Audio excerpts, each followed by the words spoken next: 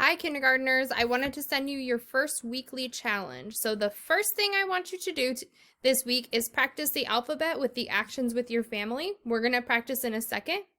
And the second thing I want you to do is I want you to find 3 things that start with the letter D in your house. Draw a picture of those things and try and label them. And then have your family text me the picture or add it to your seesaw. So if I was walking around my house, I might find a dog and I would try and hear the sound, all the sounds I hear in dog. Can you try it with me? Dog. D-A-G. Dog. So think about what sounds you heard and then you would write them down. And you would do that 2 more times with 2 other things that start with the letter D in your house.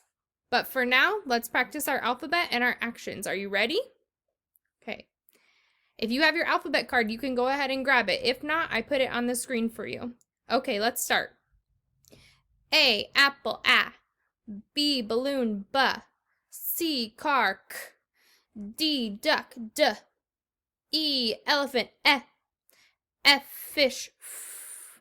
G, gum, G. H, horse, H. I, igloo, I.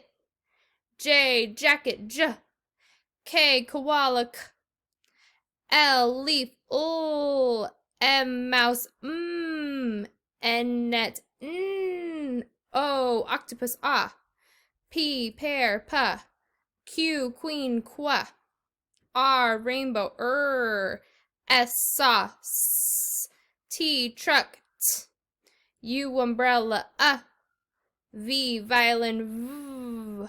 W, whale, w. X, x-ray, x. Y, yo-yo, ya. Z, zebra, z. Good job. Now try and practice that with your family 2 more times. And don't forget to draw 3 things that start with the letter D and draw them for me. I can't wait to see you guys sometime this week. I miss you all and I hope you're staying safe and healthy at home.